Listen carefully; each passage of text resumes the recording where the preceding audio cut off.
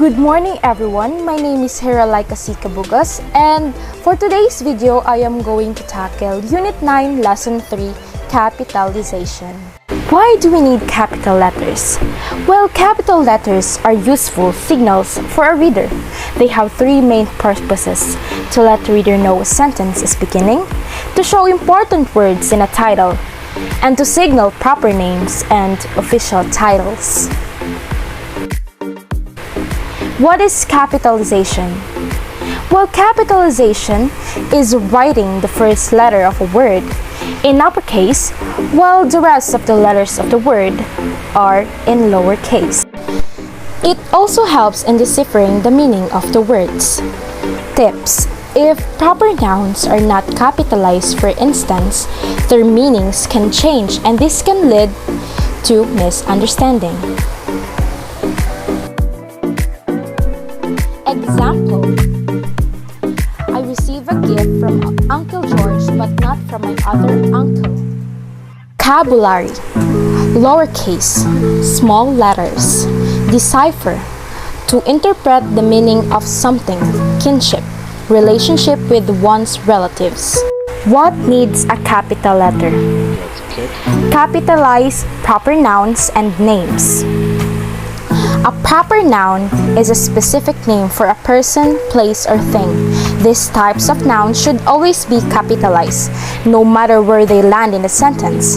Proper nouns include, but aren't limited to, companies, countries, cities, political parties, and religions. The following are always capitalized in text. First, proper nouns: Maggie, Quezon City, Creeper. 2. Proper adjectives: Philippine, Canadian, Asian. 3. Days of the week: Monday, Wednesday, and Sunday. 4. Months of the year: August, September, December. 5th. Specific course titles: English 11 and Theater 101. 6. Kinship names used in place of personal names and if they are followed by personal names: Grandma, Dad, Aunt Paz, Uncle Alvin. 7. Names of historical periods, events, and documents: the Great Depression, the Renaissance, the Constitution. Adjectives, verbs, adverbs, nouns, and pronouns are capitalized in a title. Do not capitalize conjunctions, prepositions, and articles except when they are the first or last word in a title. Through the Looking Glass and What Alice Found There, title of a book. How I Met Your Mother, title of a television series. The Sisterhood of the Traveling Pants, title of a movie. Example of capital letters. Capitalize the first letter of the first word in every sentence. For example, water is important to all living things. Capitalize the pronoun I anywhere it appears in a sentence. For example, Maria and I drank water to quench our thirst. Capitalize the first letter of the names of person and animals. For example, Richard wants to be a marine biologist when he grows up. I took my dog Lassie to the river. Capitalize the first letter of the names of nationalities, races, religions, countries, and languages. For example, most Jamaicans are members of the Christian religion. The story of a great flood is told in many cultures, including the Greek, Chinese, and Aztec cultures. So good morning everyone, my name is Cabug-os, and for today's video, I am going to tackle Lesson 4, the use of boldface, italics, and underline. Boldface. Boldface creates emphasis by contrasting lighter and heavier weights of the same typeface. Boldface is often used for captions, subheads, and standalone words and phrases. Learn about it. Using word processors, one can have many ways to emphasize words in writing. 3 of those are boldface, the italics, and the underline. Boldface. The boldface is commonly used in the following: A. Important words in a sentence or a paragraph. Next is punctuation. It's the use of symbols such as full stops or periods, commas, or question marks to divide written words into sentences and clauses. Vocabulary. Vegan, a person who only eats vegetable-based and fruit-based food. Exertion, a short trip. Raunch, type of loud music that was popular during the 1990s. Determinant, something that influences an outcome. So headings of paragraphs, tables, and charts are below. Sample heading of a paragraph. 90s again.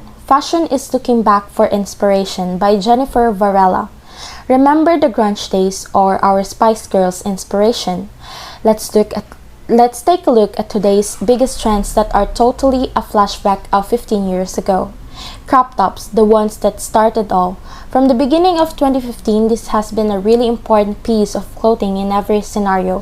From culture to fast fashion, crop tops have now invaded our closet in every way possible. Back in the 90s, we wore them without any concern, probably because our abs were a lot of flatter. But in this era, there have to be some boundaries. First of all, it is time for us to admit that they're not good to take everywhere. This means they're not office appropriate, and they don't go with everything. A crop top is a sexy and subtle way of showing skin if you wear it. With high-waist items like shorts, pants, or skirts, go for a crop t-shirt when going to the beach or for a silk one for your party outfit. But in any case, use it wisely. So these are the sample heading of a table. So you see below income gap, poverty gap, and severity of poverty. First semester 2012 and 2015. And this are also example of a graph. Percent distribution of education establishments for all employment sizes by industry group, Philippines 2010. So that is the example. Next is italics. The italics are frequently used in the following. A. Titles of books and other long literary texts. I love the book Through the Looking Glass by Lewis Carroll because it tells Alice's additional adventures in Wonderland. I absolutely enjoy watching an adaptation of Shakespeare's A Midsummer Night's Dream in the theater. B. Foreign words. Example, the bayanihan is a Filipino concept. Say po or apa to show respect to elders. So the example there is the bayanihan and the po and opo. Important words in a sentence or a paragraph. So that is the example. The Young Adult Fertility and Sexuality YAF study is a series of national surveys on the Filipino youth conducted since 1982 by the University of the Philippine Population Institute UPPI and the Demographic Research and Development Foundation. It gathers data from Filipino youth aged 15 to 24 years old. It is one of the sources of information on sexual and non-sexual risk behaviors and their determinants in the country. So underline words. Before word processors were invented, underlining used to be the most common form of emphasis for written text.